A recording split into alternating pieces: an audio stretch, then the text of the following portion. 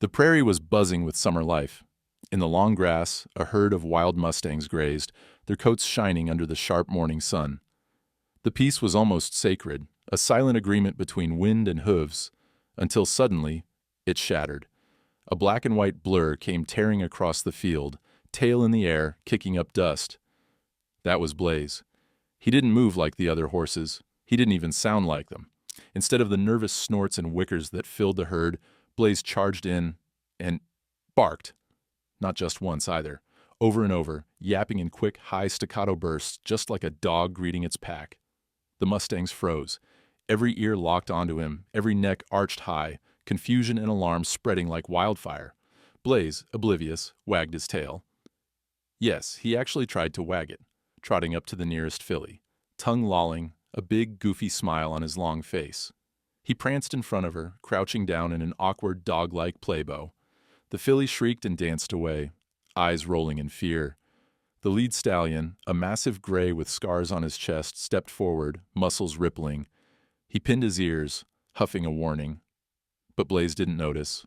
Or maybe he just didn't understand. He yapped again, prancing closer, tail still swinging. The tension in the herd snapped. The stallion lunged, lashing out with a flash of iron-shod hooves. One connected, thudding square into Blaze's chest. The blow sent him sprawling, legs tangled, breath whooshing out of his body. For a split second, everything stilled. Then Blaze scrambled up, his sides heaving, eyes wide and glassy with shock. The herd had already turned their backs. They wanted nothing to do with this strange, barking creature. The message was clear. You're not one of us. Not now. Maybe not ever. Blaze stood there, trembling, dust swirling around his legs. He turned his head, searching for someone. Something. Anything that felt familiar. His eyes landed, not on the herd, but far across the field, toward the edge of the property, where 3 dogs sat behind a battered fence. They'd watched the whole scene, silent, loyal, waiting for him to come home. He took a step, then another, but the ache in his chest, physical and something deeper, pulled him up short. He looked back at the herd one last time. The mustangs had already forgotten him, heads down, grazing, their world restored to normal. Blaze's world, however, had just shattered. He limped away, head drooping, every muscle screaming with humiliation and confusion. The prairie, moments ago bright and full of hope, now felt cold and hostile. He reached the fence and pressed his nose against the wire. On the other side, Moose, the big old shepherd mix, whined softly and licked Blaze's muzzle through the gap. Pixie and Teddy crowded close, tails wagging, eyes full of worry and love. Blaze didn't bark. Not this time. He just stood there, letting the dogs nuzzle him, feeling the warmth of their breath, the steady rhythm of their hearts. For a long moment he forgot the pain and the shame. He was safe. He was home. But as the sun dipped lower, casting long shadows over the field, something changed inside him. He watched the herd in the distance, watched how they moved together, how they seemed to belong to a world he couldn't quite touch. He turned back to his dogs, his true family. But a question flickered in his eyes. Who am I, really? Where do I fit? Night came quickly, settling like a blanket over the ranch. The wind carried distant howls, wolves maybe, or just coyotes, or maybe the ghosts of wild things that once roamed free. Blaze lay down beside the fence, the dogs curling up around him in a furry pile. He closed his eyes, but sleep didn't come easily. In his dreams, he ran with the herd, fast and fearless. But when he called out to them, only barks came. The others stopped, staring, and he was alone again, chasing shadows. He woke before dawn, the sky still purple and bruised. The dogs were up, circling, noses twitching. Elena's old truck rumbled down the drive, headlights swinging over the field. Blaze lifted his head, watching her step out, coffee mug in hand, boots crunching in the gravel. She saw him by the fence, saw the way he held himself, the scrape on his side, the pain in his eyes. She said nothing at first, just walked over and knelt beside him, her hand gentle on his neck. "You tried again, huh?" she whispered, her voice thick with love and worry. I know, buddy. I know. He leaned into her touch, seeking comfort. Elena stroked his mane, her own eyes shining. They don't see you, Blaze. But I do. I see you. Behind them, the dogs gathered, tails wagging, ready for the day's first run. Blaze hesitated, caught between two worlds, one that wanted him, one that didn't. Elena stood, brushing dust from her knees. Come on, boy. Let's go home. Blaze followed, head low, but hope flickering. Maybe tomorrow, he thought. Maybe next time. They'll understand. But deep down, even he wasn't sure if he'd ever belong. The world turned, the prairie woke, and Blaze, horse who barked, horse who wasn't sure he was a horse at all, walked back to where his story began. What he didn't know, not yet, was that this pain, this rejection, was about to set him on a path that would change not just his life, but the lives of everyone around him. And as the first light of dawn broke across the sky, a quiet voice lingered in the air, unheard but powerful. He didn't know it yet. But this pain was about to lead to something greater. Long before Blaze ever barked at a horse or felt the sting of rejection, there was a winter so cold it seemed the sun had given up. The land lay under a heavy quilt of snow, and the woods around the Morris property were silent except for the crunch of boots and the faint jingle of dog tags. On that particular day, Elena Morris had no reason to be out wandering through the trees. But then again, she'd lost her reasons for almost everything. She had no veterinary license anymore.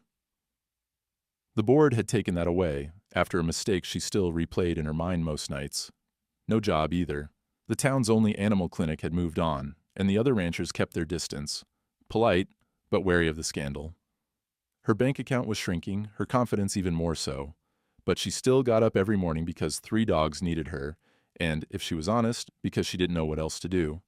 So, on that gray morning, when the world was brittle and the air sharp enough to hurt, she pulled on her battered coat, whistled for Moose, Pixie, and Teddy, and trudged into the frozen woods. Her breath came out in little clouds. The dogs ran ahead, darting through drifts, their joyful yips echoing between the bare trees. Elena moved slower, lost in her own thoughts, until Moose suddenly stopped dead, nose twitching, hackles raised. She caught up, heart pounding. "What is it, boy?" Moose barked, a deep, urgent sound. Elena scanned the underbrush, half expecting a coyote or a deer, but what she found was something she'd never forget.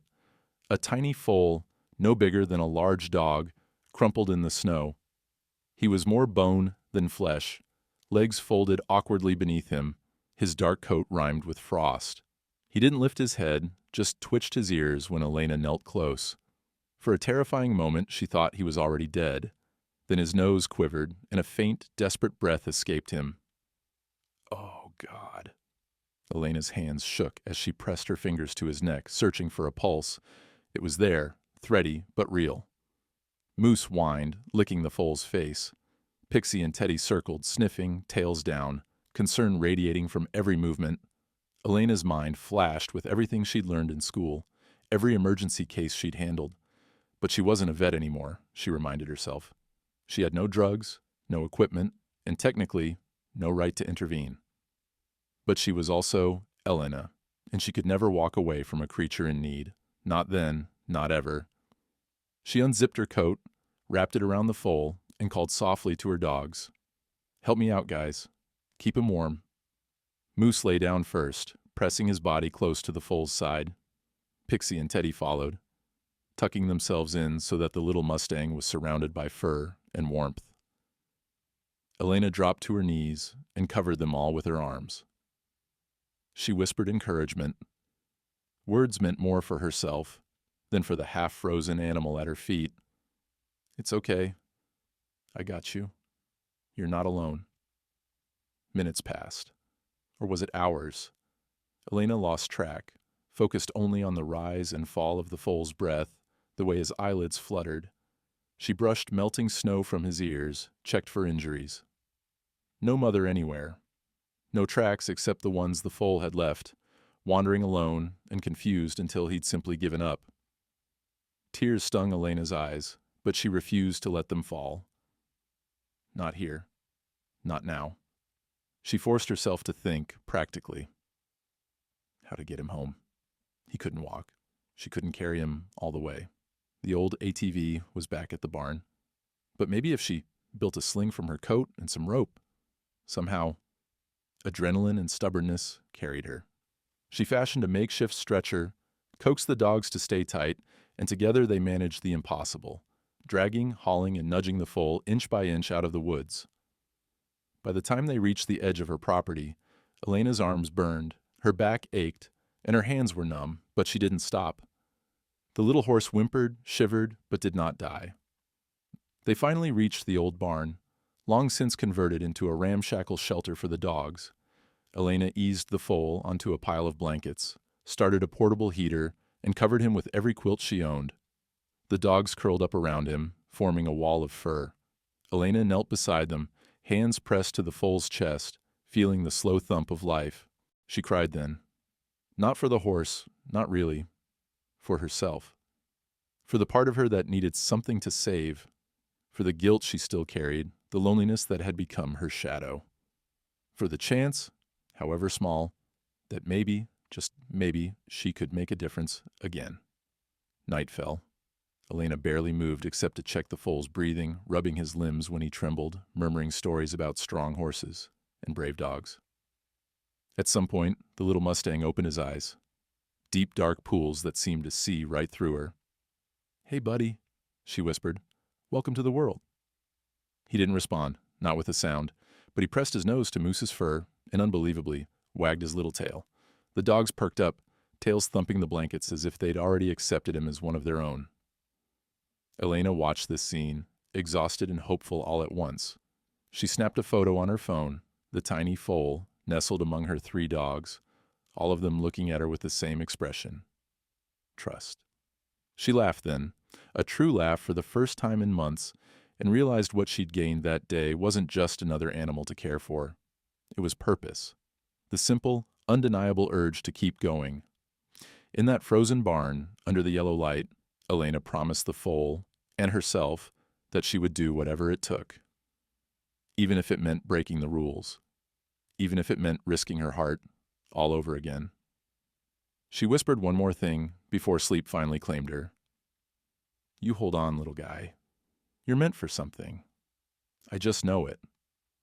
And that's how it started, not with a grand plan or a perfect rescue, but with a broken woman, 3 loyal dogs, and a half-dead foal who would change them all. The world outside was still cold, still unforgiving, but inside the barn, something new had begun, something worth fighting for. Blaze's earliest memories were not of wide-open pastures or running with wild herds beneath the endless sky, but of the soft thump of dog tails on barnwood, the comforting press of warm fur against his body, and the low, rumbling sounds of canine dreams in the night. For him, family meant 3 dogs, Moose, Pixie, and Teddy, and one woman who smelled like coffee, hay, and hope. From the very beginning, Blaze learned the language of dogs. Moose, the gentle old shepherd, showed him how to nose open the barn door and stretch in the patch of sun that warmed the feed sacks. Pixie, quick as a fox, and half his size, even when he was just a foal, taught him the sacred art of the chase. She would dart around the barnyard with a rag in her mouth, and Blaze, wobbly on new legs, would stumble after her, barking. It wasn't quite the sharp, thunderous neigh of a horse, but a string of high, excited yips and odd, guttural sounds that the dogs seemed to accept as close enough. The world, for Blaze, was a playground built on rules he didn't quite understand but was eager to learn. Elena watched, sometimes in awe, sometimes in disbelief, as the little mustang mimicked every move his canine siblings made. He learned to sit, awkwardly, legs folding beneath him like a poorly assembled tent. He learned to roll onto his back, hooves kicking at the sky, inviting belly rubs he was certain would come, and to Elena's astonishment, sometimes did. When the dogs scratched at their ears or flopped dramatically on the ground after a long run, Blaze would try his best to do the same, though his long legs and bigger body made the effort look more comical than comfortable. Every morning, as the sun crested the ridge and melted the last of the frost from the pasture, Elena would open the barn doors and be greeted by 4 eager faces.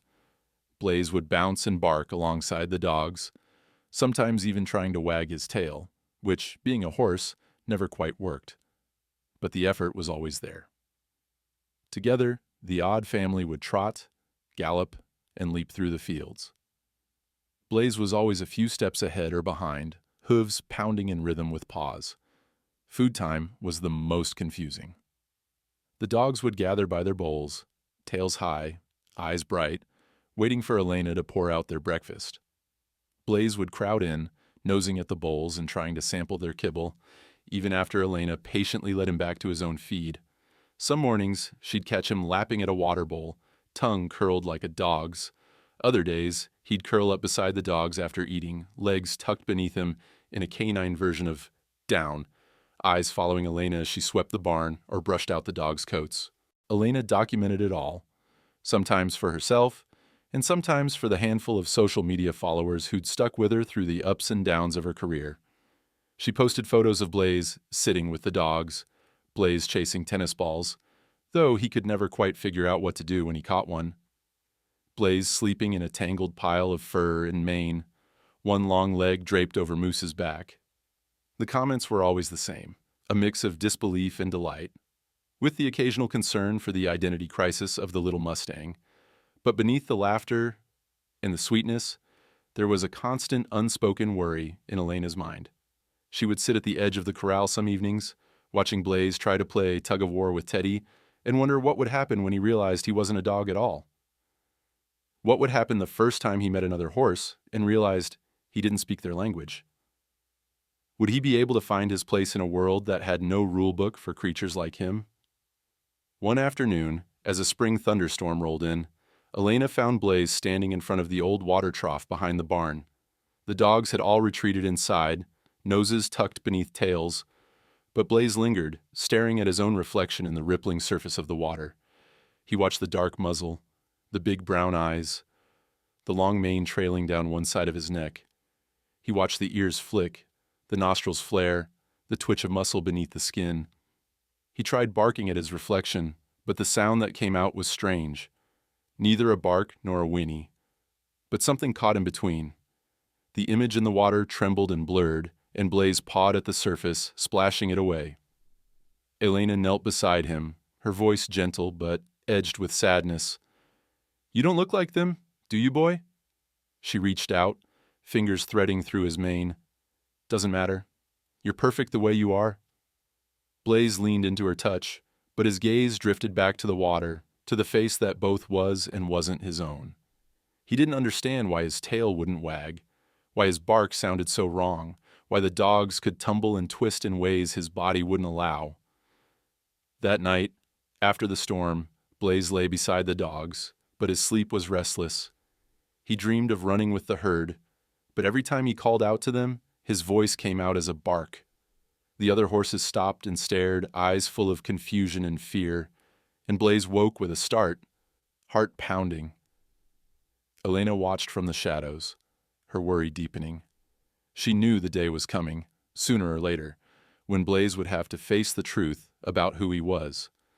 But for now, she let him be what he needed to be, a dog among dogs, loved and safe. His differences, just another thread in the patchwork of their little family. And somewhere in the dark, as Blaze settled back into sleep, a single thought drifted through his mind. Why don't I look like them? It was a question he didn't have an answer for. Not yet. But the journey to find out was only just beginning.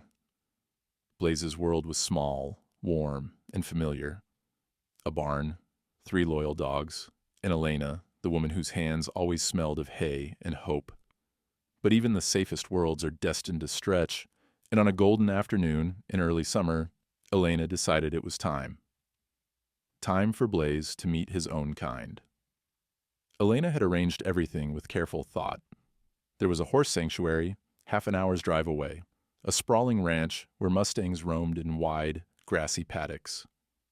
She'd talked it through with the director, a silver-haired woman named Ruth who understood animals and outcasts better than most people understood themselves. Ruth had agreed to let Blaze visit, just for a day. Maybe, Elena hoped, The experience would help Blaze find a bridge between the two worlds he seemed to straddle. The morning of the visit, Elena brushed Blaze until his coat gleamed. She loaded him gently into the old horse trailer, the dogs watching with concern as the big doors swung shut.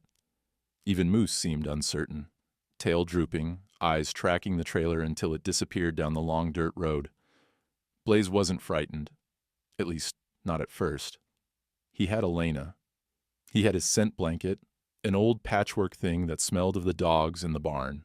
He watched the fields roll by, ears pricked, nose twitching at the unfamiliar smells. By the time they reached the sanctuary, the butterflies in his belly had grown wings. The gates opened to reveal an expanse of wildflower-dotted fields, sturdy wooden fences, and, most astonishing of all, horses. Dozens of them. Blaze pressed his nose to the trailer bars, eyes wide as he watched the herd move, fluid and powerful like a living river. Ruth met Elena with a warm hug and a knowing smile. "He's beautiful," she said, peering into the trailer. "Let's give him some space to get his bearings." They led Blaze into a small, secure paddock next to the main field. He sniffed the ground, pawed nervously, looking for his canine siblings. But the dogs were far away. The only sounds were the low murmur of the other horses and the occasional clink of a distant feed bucket. Elena crouched beside him, speaking softly. "You're okay, Blaze. Just see what you think." It was Ruth who opened the gate that connected Blaze's paddock to the herd. At first, none of the mustangs seemed to notice him. Blaze paced the fence, ears flicking, tail high. He tried a little bark, a short, eager sound meant to signal friendliness, but it seemed to hang in the air, strange and out of place. Finally, a curious filly trotted over, her mane a wild tangle of chestnut and white. Blaze's heart leapt. He dropped into his familiar playbow, front legs bent, rump in the air, tail twitching in excitement. He barked again, the same yipping sound he always used with Moose or Pixie. The filly froze, nostrils flaring. Two more horses joined her, forming a wall of muscle and suspicion. The herd's lead mare pinned her ears, stepping forward with a challenging snort. Blaze, sensing an invitation, pranced closer, still barking, still believing that if he just tried hard enough he could make them understand. The herd didn't understand. In fact, the sound unsettled them. The lead mare stamped her hoof, sending a warning through the ground. A young stallion, bristling with insecurity, tossed his head and danced sideways. Blaze, confused but hopeful, barked again and reached his nose out, hoping for a sniff, a nuzzle, some sign of welcome. Instead, the young stallion lunged. Not in play, but in challenge. He snapped at Blaze's shoulder, teeth bared. Blaze leapt back, stunned. Another horse wheeled and kicked, hooves slicing the air just inches from Blaze's flank. The barking stopped, replaced by a startled whinny that caught in Blaze's throat. Half horse, half not. Elena's heart twisted as she watched from the fence. Ruth put a reassuring hand on her shoulder, but her voice was grim. "It's not personal. He's just different." Blaze retreated, ears flat, chest heaving. He tried to circle around for another approach, but the herd closed ranks, shoulders pressed together, eyes hard and wary. The message was as clear as the empty space around him. You don't belong here. Hours passed. Blaze hovered at the fringes, watching, aching to be accepted. He tried everything. Playbows, soft nuzzles, even rolling in the dust the way the other horses did. Nothing worked. The dog's lessons, which had always meant safety and belonging, now marked him as something alien, something to be avoided or chased off. As dusk fell, the sanctuary's sky turned molten gold. Elena called softly to Blaze, leading him back to the paddock. She stroked his nose, whispering apologies she knew he couldn't understand. Blaze barely moved, standing with his head low, eyes fixed on the herd as they moved together to the far field. That night, back at the Morris Ranch, Blaze did something he had never done before. When Moose, Pixie, and Teddy gathered in their familiar corner of the barn, Blaze didn't join them. Instead, he stood by the paddock fence, gazing at the dark horizon, the wind tugging at his mane. The dogs whined, confused, waiting for him to curl up in their pack. But Blaze couldn't move. For the first time in his life, The weight of loneliness pressed down like a storm. Inside the house, Elena watched from her kitchen window, arms wrapped around herself, helpless. She wanted to fix it, to tell Blaze he was perfect as he was, but she knew some truths had to be lived through, not spoken. As midnight slipped over the ranch, Blaze finally lay down, not in the warm tangle of dog fur, but alone, his body pressed to the fence that separated him from everything he'd ever known. He listened to the distant sound of horses, the quiet snoring of his dog family, and wondered, achingly, where he was supposed to fit. Sleep found him at last, restless and uncertain. In his dreams, he ran with the herd, but no matter how fast he galloped, he couldn't catch up. His bark echoed into silence, swallowed by the prairie wind. Somewhere between sleep and dawn, a question lingered, unspoken but sharp. If he wasn't a dog, and he wasn't quite a horse, then what was he? The answer would take time and pain, but it would come. Summer deepened, and with it, a strange heaviness settled over the ranch. The failed introduction at the sanctuary had changed Blaze. He was still affectionate, still loyal, but quieter. He followed the dogs with a certain gentleness now, as if trying not to take up too much space, uncertain of his place. Elena noticed the change, her heart aching every time Blaze lay alone at the edge of the paddock, watching the horizon instead of dozing beside his dog pack. But life, as it always does, brought new currents into their little world. One Monday morning, the familiar sound of gravel crunching signaled a visitor, a rarity on the Morris Ranch these days. Elena looked up from the barn, wiping sweat from her brow, just in time to see a battered green pickup roll to a stop beneath the lone cottonwood. Out stepped a man she vaguely recognized from town, Cal Bishop, a retired Marine, famous for his silence and for never going anywhere without his old service dog, Gunny. This time, Cal wasn't alone. A boy sat stiffly beside him in the cab, head lowered, hands clenched around the straps of an oversized backpack. His name was Micah. Elena remembered hearing the story at the feed store. Micah hadn't spoken a word since his father's death a year ago. Teachers whispered about trauma. Cal had taken him in, and that was that. Elena greeted them with cautious warmth, careful not to push. "Morning, Cal? This your grandson?" Cal gave a small nod, eyes squinting at the dogs now streaming toward the truck, tails wagging. He spoke in his gruff, quiet way. Thought maybe Micah could help out. He likes animals. His voice trailed off, but the hope in his eyes was clear. "Course," Elena said, flashing a smile at Micah. "We can always use an extra hand." Micah said nothing, just pressed himself closer to Gunny, the old yellow lab. Blaze watched from the paddock, ears pricked, nostrils flaring. Something about the boy's stillness caught his attention. Elena gave Cal and Micah a gentle tour. The dogs circled them, curious, while Blaze kept his distance, uncertain but watchful. Elena explained the routines: feeding, brushing, cleaning stalls. Cal pitched in without needing to be asked, moving with the efficient grace of someone used to hard work and silence. Micah, meanwhile, trailed behind, silent and stiff. The first days passed slowly. Micah barely looked at anyone, not even Elena or the other animals. But every time he came near the paddock, Blaze's head would lift. There was something in the boy's eyes. A longing, maybe, or a sorrow that Blaze seemed to recognize. The dogs made their overtures, nuzzling and licking, but Micah didn't react.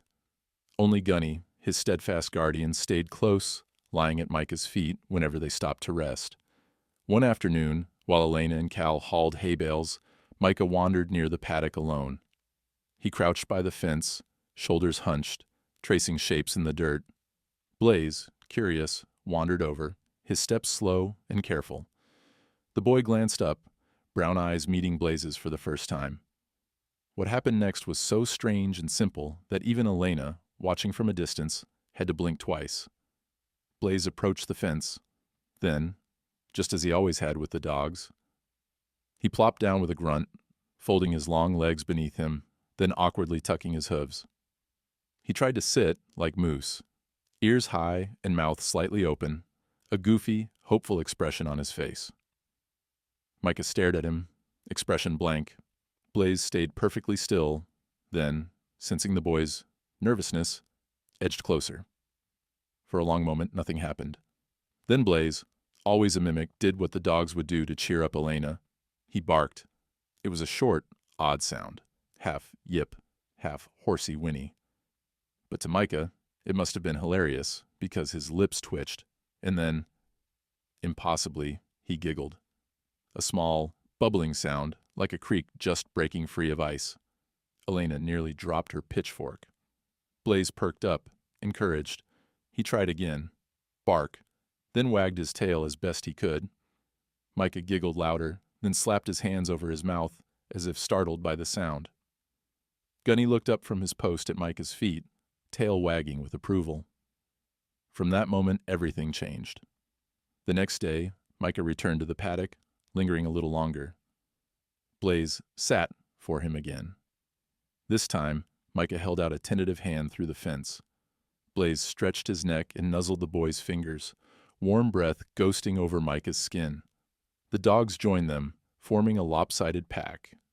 Gunny, Moose, Pixie, Teddy, and Blaze, united by their desire to draw out the silent boy. Elena watched this quiet transformation in awe. She started to pair Micah and Blaze in little ways, asking Micah to help feed Blaze, to brush his mane, to walk beside him as they made rounds of the property. Micah didn't talk, but he smiled more, shoulders relaxing a little every time he was near Blaze. There was something about the horse's goofy attempts at being a dog, the way he tried so hard to fit in, to connect, that made Micah feel understood, less alone. Cal, watching from the porch, nodded quietly to Elena one evening as the sun sank behind the trees. "He's good for the boy," he said, voice rough with emotion. Never seen Micah laugh. Not since... He stopped, pain flickering across his weathered face. Elena squeezed his arm, understanding more in that silence than any words could have said. But healing is never a straight road. One afternoon, a thunderstorm rolled in, sudden and loud. The dogs bolted for the barn, Gunny pressing close to Micah, who flinched at every rumble. Blaze, startled by a flash of lightning, bolted around the paddock, then circled back, drawn not by fear, but by the sight of Micah, shivering, hands clamped over his ears. Ignoring his own anxiety, Blaze trotted over and pressed his forehead to the fence, soft and steady. Micah looked up, eyes brimming with tears. Blaze nickered, a low, soothing sound, and Micah reached out, burying his face in Blaze's mane. The storm raged, but inside that small circle of fence and trust, something new was forged, a wordless understanding between a boy who wouldn't speak and a horse who thought he was a dog. That night, after the storm, Elena wrote in her battered old journal, "Healing starts in the strangest places, with the strangest creatures. Sometimes, all it takes is someone else's brokenness to show you that you're not alone." And as Blaze and Micah fell asleep, boy and horse, side by side, watched over by a pack of faithful dogs and a silent veteran, Elena dared to hope that maybe, just maybe, they had both found the beginning of belonging. For a while, it seemed as though the Morris Ranch had discovered a strange, delicate harmony. The routines of summer carried on. Sunup feedings, evening chores, laughter echoing off the barn walls. Micah spent more and more time with Blaze. And though words remained scarce, his presence grew stronger each day. Elena's heart felt lighter, watching the silent boy and her not-quite horse, not-quite dog, forging a friendship out of difference. But even the happiest routines are built on fragile things, and change often arrives without warning. It began with Teddy. He was the oldest of the dogs, a golden mutt with wise eyes and a muzzle gone gray. He'd been Elena's shadow for over a decade, present for every heartbreak, every new beginning, every long walk through fields and storms. He was the quiet anchor of their little pack, always the first to greet Blaze in the morning and the last to curl up with Micah when the day was done. That August, Teddy started to slow down. At first, it was barely noticeable. A hesitation before leaping off the porch, a nap that stretched a little longer than usual. Elena chalked it up to age and the heat, but something inside her tensed. A quiet alarm that wouldn't be ignored. She tried to hide her worry, slipping him extra treats, giving him gentle pets, whispering encouragements late at night when the rest of the house was asleep. Blaze noticed, too. He watched Teddy with a particular kind of alertness, often nudging the old dog's side with his nose, gently herding him into the shade, sometimes even curling around him as if his warmth could keep time at bay. Moose and Pixie adjusted as well, flanking Teddy during their slow rambles, tails down but spirits determined. Micah, sensitive as only the wounded can be, began to mirror Elena's concern. One morning he found Teddy struggling to rise from his bed in the barn. Without a word, Micah knelt beside him, supporting the dog's chest, whispering something so soft Elena couldn't quite hear. Blaze stood over them, ears cocked forward, as if he too was listening for hope. Then, one warm night, it happened.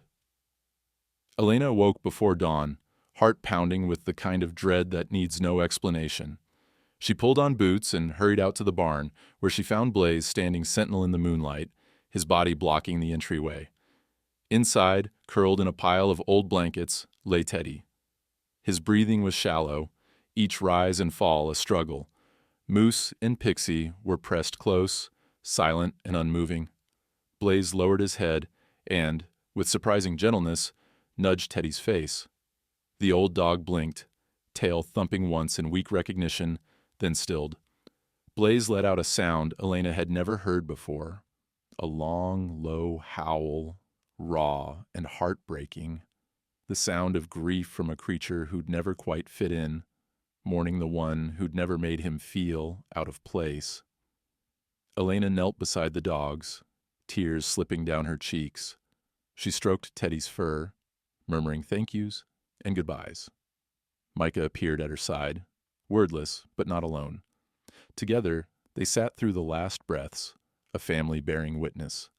When the sun finally rose, Teddy was gone. The loss was felt everywhere. The dogs wandered the ranch, searching for their leader. Moose was restless, Pixie grew clingy, and Gunny, the veteran's faithful lab, whined for hours, refusing to eat. Blaze seemed to carry the weight most of all. He searched for Teddy's scent, lingered by the old dog's favorite spots, and at night lay alone in the barn, unwilling to join the others in sleep. But animals grieve in their own way, and Blaze's was not simply to mourn. He began to fill the void Teddy left behind, at first in small, uncertain ways. When Moose hesitated at the porch, Blaze gently guided him inside with his muzzle. When Pixie barked anxiously at a shadow, Blaze stood beside her, head high and eyes steady, a silent reassurance. In the fields, he took to circling the group, keeping a protective eye on his family, just as Teddy once had. Elena watched all of this with a bittersweet ache. She realized that Blaze, for all his confusion and awkwardness, had learned what it meant to lead, not by force or dominance, but by care. It was an inheritance, passed not through blood or species, but through love and necessity. Micah responded too. The boy, who had once shied from touch and sound, began to seek comfort in Blaze's presence. After Teddy's passing, Micah would spend hours brushing Blaze's mane, leaning into his warmth, sometimes whispering Teddy's name, as if trying to conjure his spirit. Blaze, always patient, stood perfectly still, letting Micah's grief wash over him. Cal, the old veteran, saw the changes as well. One evening, as the sun dipped behind the trees, he spoke quietly to Elena, voice rough as gravel. Sometimes, he said, the ones who never belonged anywhere else turn out to be the glue that keeps everything together. Elena nodded, too moved to speak. She remembered all the times she'd worried about Blaze, about his differences, his struggles, his place in the world. Now, as she watched him step into Teddy's old role, she realized those very differences were what made him so essential. One night, as autumn crept into the air and the leaves turned gold, Blaze found Moose curled up outside, shivering against the chill. Without hesitation, Blaze lay down beside him, pressing his body close, just as Teddy had always done for the younger dogs. Moose relaxed, letting out a sigh, and for the first time since Teddy's passing, slept peacefully through the night. The next morning, Elena found them together and felt hope bloom inside her chest. Blaze looked up at her, eyes clear, and let out a soft, familiar bark, a tribute, a promise, and a call to keep moving forward. That day, he didn't sleep apart from the pack. Instead, he nestled between Moose and Pixie, nudging them into their usual pile. Gunny, sensing the shift, joined in, and even Micah curled up at Blaze's side, the circle complete once more. Loss had changed them all, but it hadn't broken them. In the absence of their old leader, a new one had emerged. Not perfect, not traditional, but wholly, uniquely theirs. And so, as the sun rose on the Morris Ranch, Blaze, dog in heart, horse in body, and leader by love, carried his family forward into the next uncertain day. Night settled over the Morris Ranch in a hush of late autumn wind and shifting clouds. The days had shortened, and the barn lights glowed like beacons in the cold, giving the impression of safety, of home. But out on the edges of that home, beyond the wire fences and the warmth of barn straw, danger sometimes prowled in silence. That night, Elena slept lightly, a habit forged by years of caring for animals and watching over broken things. The dogs were restless too, their dreams unsettled. Blaze, now the heart of the pack, slept with one eye open, his ears twitching at every stray noise. In the small corral near the barn, a new arrival, a rescued foal with a limp and a frightened look, shifted anxiously in its pen, searching for a mother that would never come. The first sign that something was wrong came just before midnight. Gunny, Cal's old lab, barked sharply from his spot by the back door.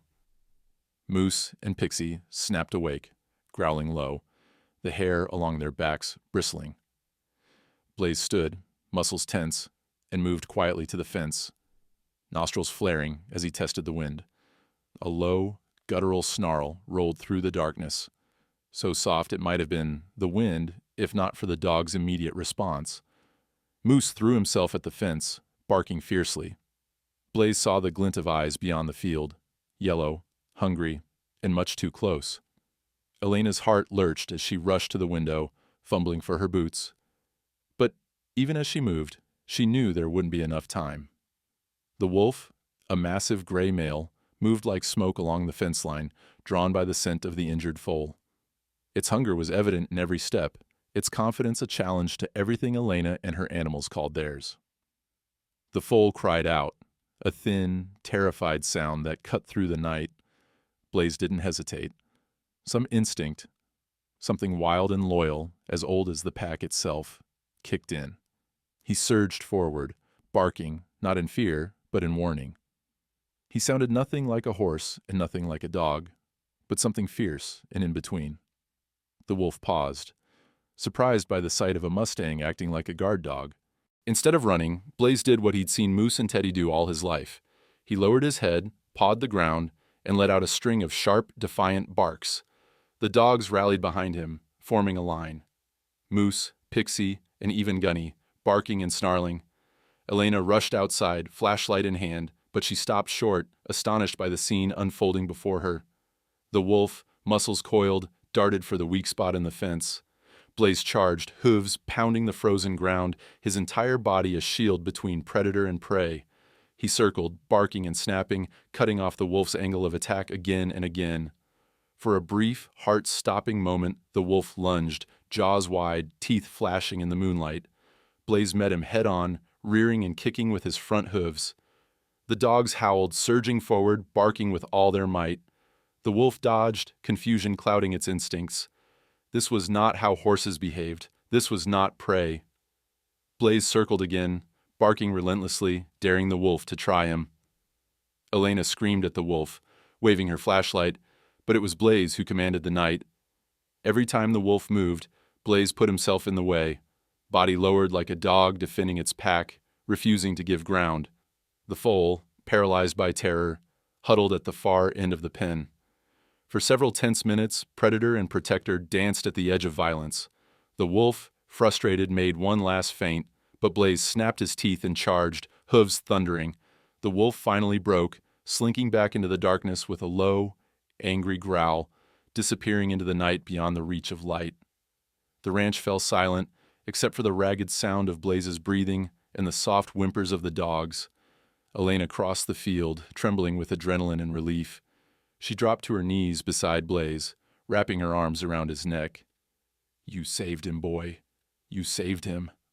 Her voice cracked with emotion. Blaze stood still, chest heaving, his eyes wild but clear.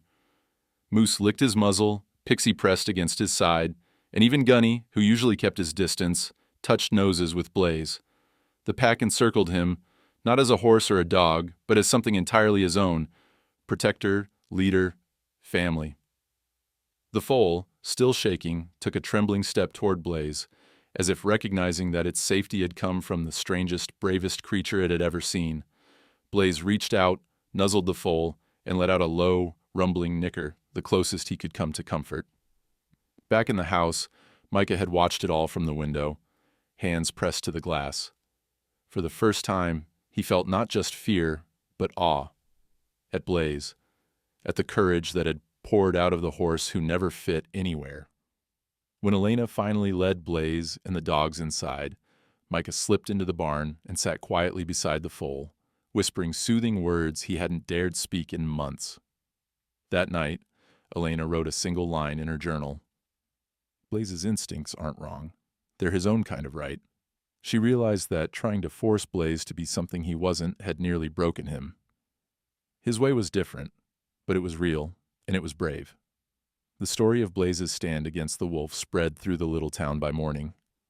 Neighbors who'd once whispered about that weird horsewoman now sent messages of admiration, some even asking if Blaze might come visit their own properties if trouble ever came calling.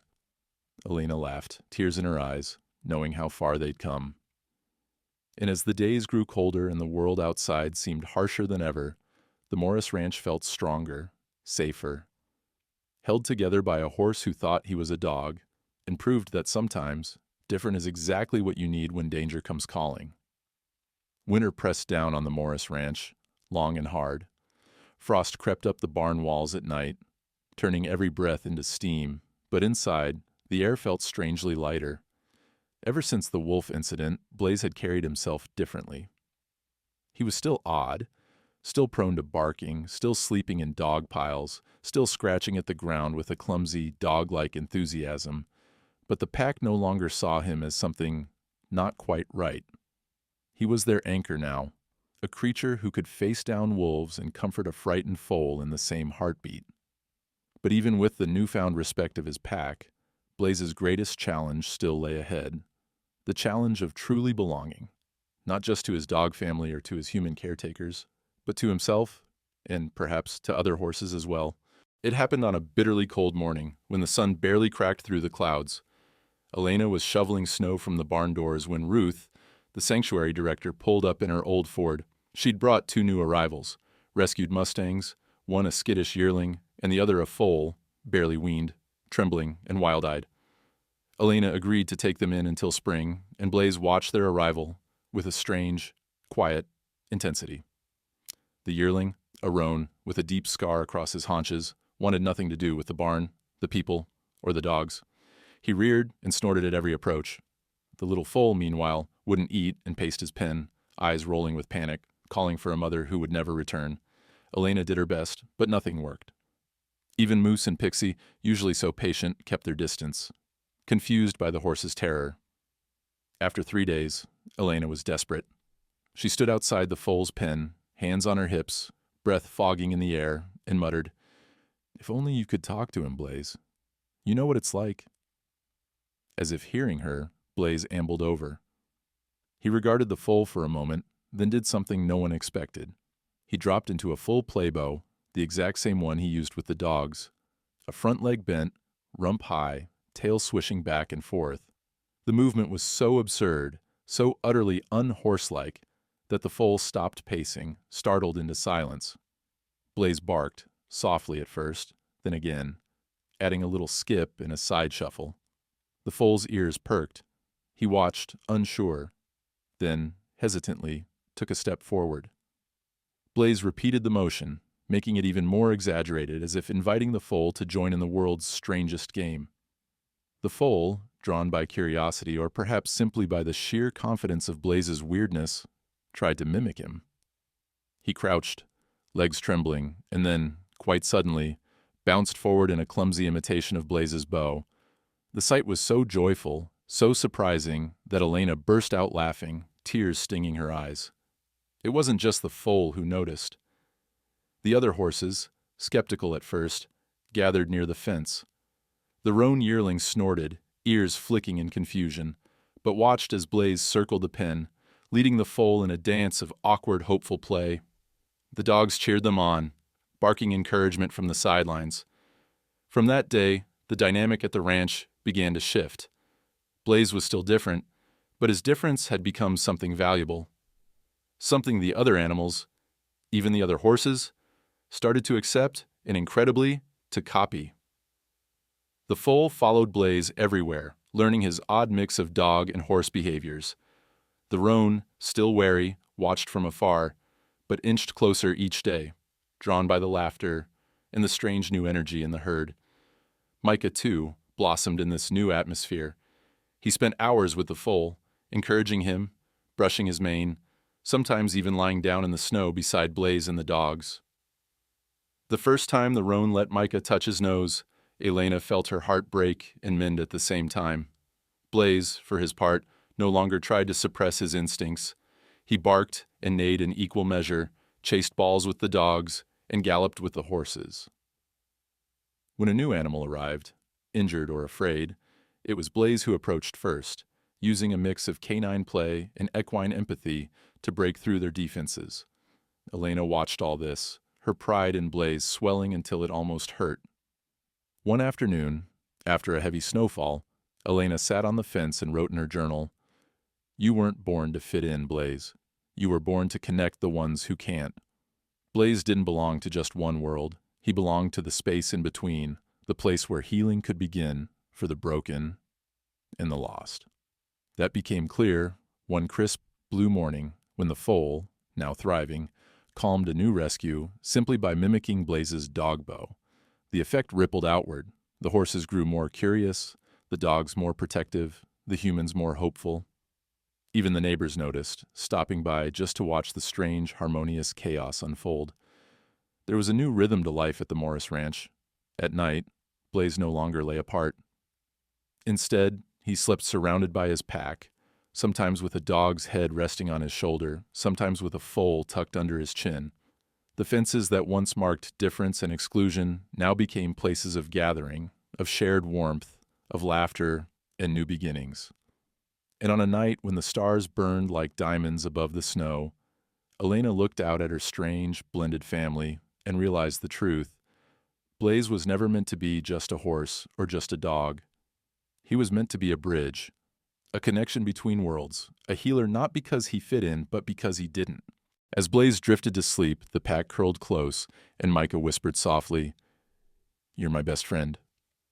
The words lingered in the quiet, proof that the ranch had changed.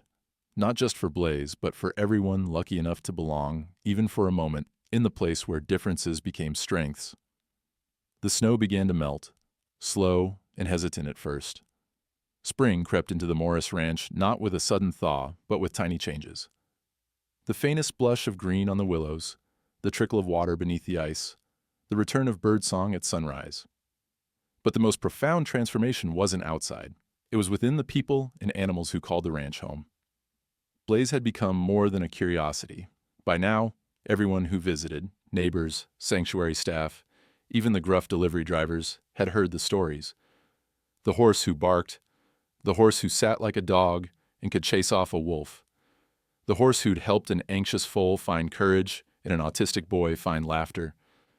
The tale spread well beyond their little town, gathering momentum like a river fed by 100 streams. But the real story was in the subtle ways Blaze's oddness made the world bigger and kinder for those around him. It started quietly. Ruth brought a group of kids from the local therapy center, some with disabilities, some just weighed down by hard times. Elena watched with gentle nerves as the children filed out of the van, accompanied by volunteers and a few wary parents. Among the group was a girl named Tessa, who flinched from every touch and kept her hood up, and an older boy, Oscar, whose anger seemed to hang off him like armor. Elena introduced them to the pack: Moose, Pixie, Gunny, and of course, Blaze. At first, the children stayed close to the fence, unsure. Blaze, used to this kind of caution, approached the way he always did, with a playbow, a goofy bark, and a soft, inviting whicker. Tessa stared, then giggled, the sound catching even her off guard. Oscar, whose scowl had not budged for hours, cracked a smile when Blaze managed to fetch a tennis ball and bring it back with his teeth, tripping over his own legs in the process. The volunteers marveled at the change. For the first time all day, the group began to relax, laughter and chatter spilling into the chilly air. Blaze stood in the center, accepting scratches and hugs, his eyes warm, patient, wise. He moved between the children and the horses, between the dogs and the people, always bridging the spaces where words and trust were missing. And then came Micah's moment. It happened on a day just like any other. Micah had made a habit of shadowing Blaze, helping with chores, brushing his coat, and occasionally sneaking him treats. The words had still not come, at least not in front of anyone. But Elena saw a lightness to Micah, a confidence that hadn't been there before. He whistled sometimes, he smiled often. That afternoon, while Blaze and the pack entertained another group of visitors, Micah knelt beside Blaze and whispered a joke. Elena caught it by accident as she rounded the barn. Blaze nuzzled the boy's shoulder, and Micah laughed. Really laughed, loud and clear. Then, as if the effort of silence had finally grown heavier than the fear, Micah said, in a small but steady voice, "You're funny, Blaze." Elena stopped in her tracks, hand over her mouth. For a heartbeat, she thought she'd imagined it, but the smile that bloomed on Micah's face and the joy in Blaze's eyes were real and unmistakable. Cal, watching from a distance, wiped his face with the back of his hand, silent but trembling with relief. After that, the words trickled out of Micah like water after a drought. Sometimes a whole sentence, sometimes just a name or a laugh, but each word was a small victory. Blaze seemed to sense the significance, offering gentle nudges and clownish behavior whenever Micah's courage wavered. The other children picked up on it too. Tessa began to speak to the horses. Oscar shared a secret with Elena, and soon the ranch echoed with voices that had once been locked away. Elena realized, with a swelling heart, that Blaze's greatest gift was not his strength or his strangeness, but his ability to make the broken parts of people and animals feel seen and valued. He didn't fit anywhere, so he made a space where everyone could belong. The ranch evolved in other ways as well. Elena and Ruth dreamed up a new project, the Bridge Barn, a therapy center, where children, veterans, rescue animals, and anyone in need could find healing through connection. They raised funds, rallied volunteers, and converted an old hay barn into a space filled with light, warmth, and laughter. On the grand opening day, Blaze stood at the entrance, a living symbol of what made the place special. Not sameness, but the magic of being different together. Word of the center spread. Veterans struggling with trauma found comfort grooming Blaze, or just walking quietly beside him. Rescue dogs and foals who'd never known safety learned to trust by following his lead. Children who couldn't speak found other ways to communicate. A touch, a smile, a game of chase that spanned species. Elena watched it all unfold, sometimes overwhelmed by gratitude. One afternoon, she stood in the barn doorway, watching as Micah helped a newcomer, an anxious little girl, to brush Blaze's mane. The girl's father watched, tears streaming down his face, as she giggled for the first time in months. Ruth stood beside Elena, her voice thick with emotion. "I've worked with animals all my life, but I've never seen anything like this." Elena nodded, eyes shining.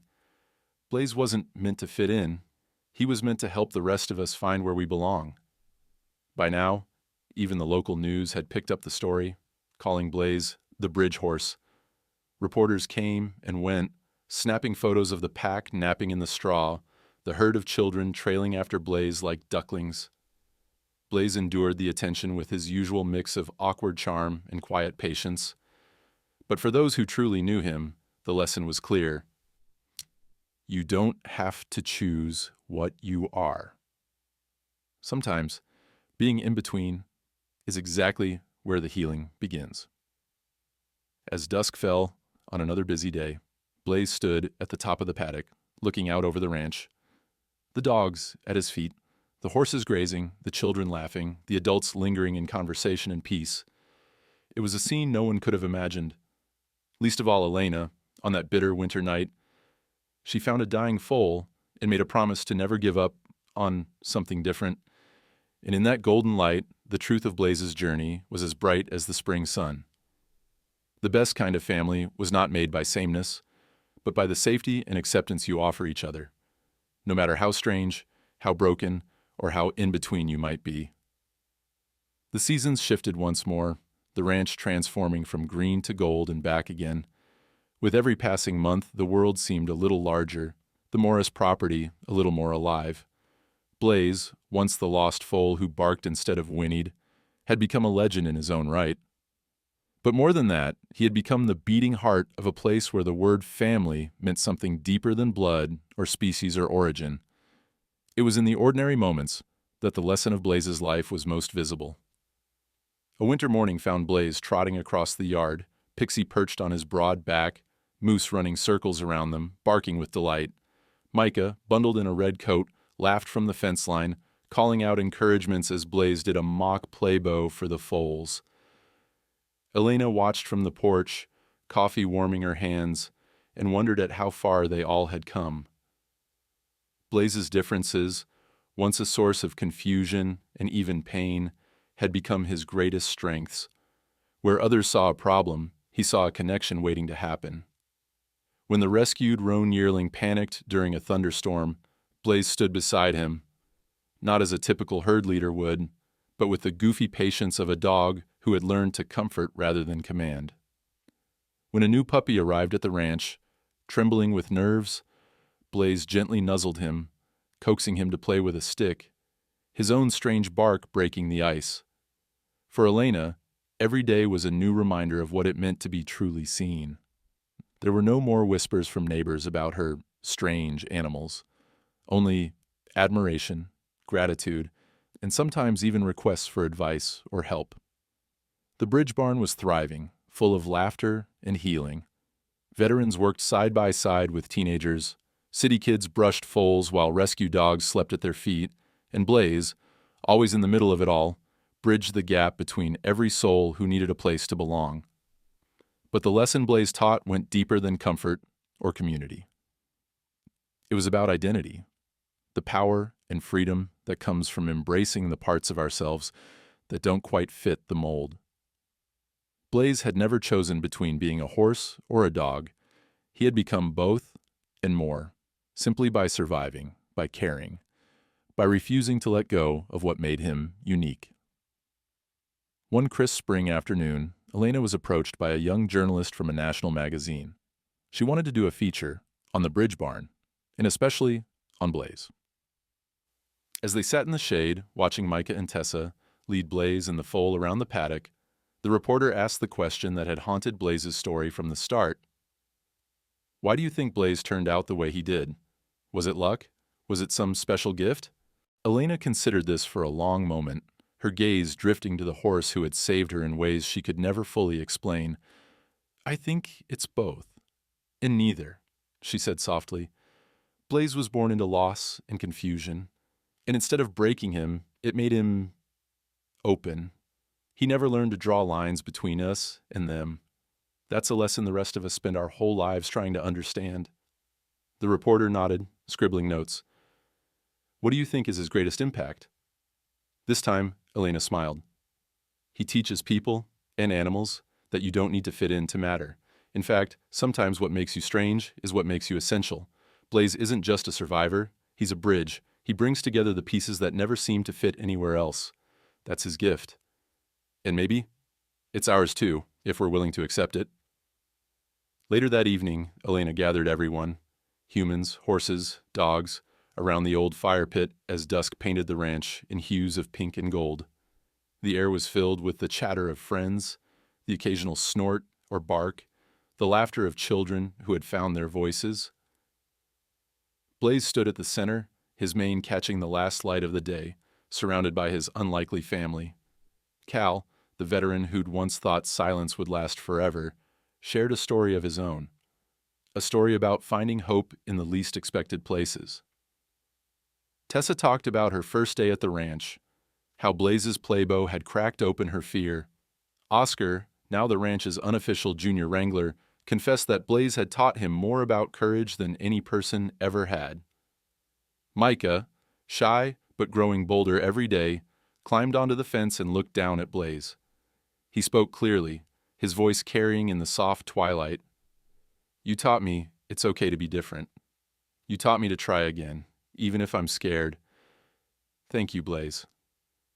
Elena felt the words settle over them, a benediction and a promise. In that moment, she knew the story would go on. New arrivals, new challenges, new hearts to mend. And Blaze, dog horse, oddball, miracle, would be there to welcome them, not despite his differences, but because of them. As the fire crackled and the stars winked to life above, Elena closed her eyes and thought of every lost, lonely soul who'd ever wandered onto her land. She wished they could all see this, that family is not about sameness or perfection, but about shared love, safety, and the willingness to build bridges across every gap. Let's pause here. Maybe you've been listening and smiling at Blaze's antics, or maybe you've seen a little bit of yourself in his story. If so, let's draw the meaning out together. Family is not about being the same. It's about showing up for each other, again and again, no matter how strange, broken, or in between you might be. It's about letting go of the idea that you have to fit a certain mold to belong or to make a difference. Blaze's story reminds us that the very things that make us feel out of place, the quirks, the wounds, the traits that make us weird, are often the seeds of our greatest strength. He never stopped trying to belong, but he also never gave up being himself. And by holding on to what made him unique, he built a bridge that helped others heal. Because maybe you too have felt out of place. Maybe you've been rejected, misunderstood, or just quietly convinced that you don't fit the world around you. Maybe you've been told you're too much, too different, or not enough. But Blaze shows everyone, that you don't have to choose between being yourself and being accepted. The courage to stand out, to care, to connect on your own terms can change not just your life, but the lives of those around you. Your in-between might be the bridge that someone else desperately needs. So next time you feel lost or out of place or just plain odd, remember Blaze. Remember that you were never meant to fit in perfectly. Maybe, just maybe, you were born to connect, to heal, and to build the bridges others will cross. That's the meaning behind every twist in Blaze's tale. Asterisk embrace what makes you different. Asterisk value the strength and kindness and connection. Asterisk know that family, community, and love are built by accepting and celebrating each other's uniqueness. If you ever feel like you don't belong, maybe you're the one the world needs to help bring others together. And that, dear listener, is the heart of Blaze's story, the gift he leaves behind for all of us.